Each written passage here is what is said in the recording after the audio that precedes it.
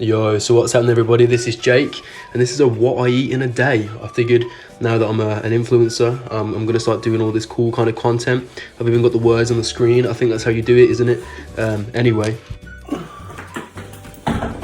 So previously I would generally start my day with a little bit of fruit, but recently I've heard that intermittent fasting is apparently in trend, so I avoid fruit because it has calories in, and instead I consume around 3 to 4 energy drinks within the first couple hours of waking for that energy. It's got to be healthy because there's no calories, and then I generally have a coffee to balance it out afterwards. Around this point is when my food delivery normally comes. Half of this shit is going to wilt away in the fridge and never be used, but the parts that I do use I'll throw together in a pan and then quickly realise that actually I don't know how to cook. It's generally around this time that I kind of give up and just adopt the strategy of eating whatever's in the cupboards. There's generally a Bakewell in there.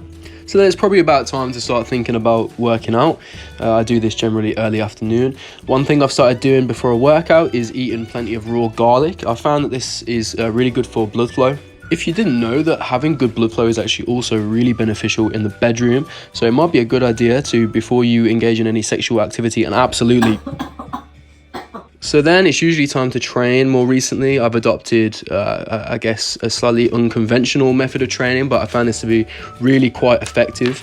This one right here is actually one I developed myself along with Jussie. Post-workout, I like to use this shake that I developed myself. It contains Desperados, an energy drink, whey protein, creatine. Shake actually will cure the coronavirus. Diced garlic, there's a bit of a theme going on here.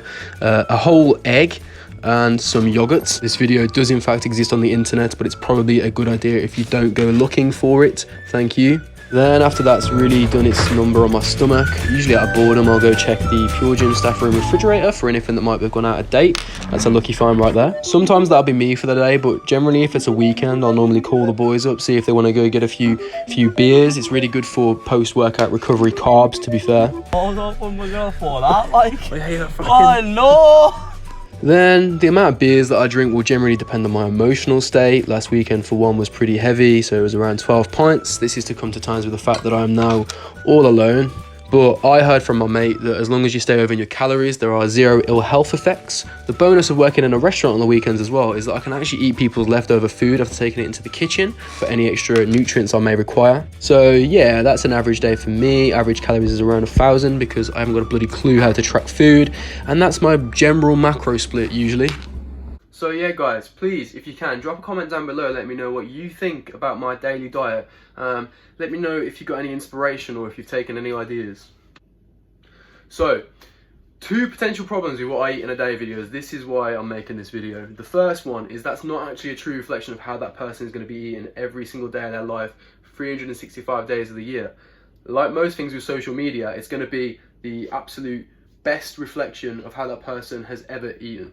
Like most things on social media, if not all things on social media, you're looking at this best snippet of this person's life. I can promise you, nobody's eating that Gordon Ramsay looking 3 Michelin star meals every single meal of the day. I work with fitness professionals and I also train with some of high level competing athletes, and I can tell you that is not even how they eat all the time. So Karen, put your friggin' salad away, alright? On the back end of that, something that's potentially dangerous is that many people will pretend as though they eat a lot fewer calories or even a lot more calories than they're actually taking in order to, again, have this dick measuring contest. The real problem with this is that if you have easily influenced followers, they might try to replicate that diet in order to achieve the same results that you have. And especially on either low calorie or really high calorie, this can be quite detrimental to health. So the second big problem I have with this is that when it comes to nutrition, as with training and pretty much anything else in life, it's down to you as an individual. Replicating these diets is not going to give you the same results as they are because you have a different situation, know what I mean? There is no problem with taking inspiration from somebody, or even when it comes to like meal plan books, taking meals from people, but trying to replicate or sell or prescribe your diet to people, your daily diet, is just wrong. It's just wrong. So the takeaway here is, sure, take your inspiration from the what I eat in a day, but other than that, it's really should just be seen as a fun, I guess, bit of content for people to upload. Other than that, it's a bit useless. So Spiritual Sarah, who posts every single meal on Instagram, we all know that even though you claim to only eat organic vegan foods, you had Cocoa Pots with semi-skim milk this morning because they were out of soy milk. I also know that you had that beef Rustler's burger yesterday, which the sauce exploded and hit the roof of the microwave. You still haven't cleaned that up, by the way. Oh, and yeah, you were probably one of those weirdos that put baked beans on your Wheatie Bix. Please stop doing that and kindly just fuck off.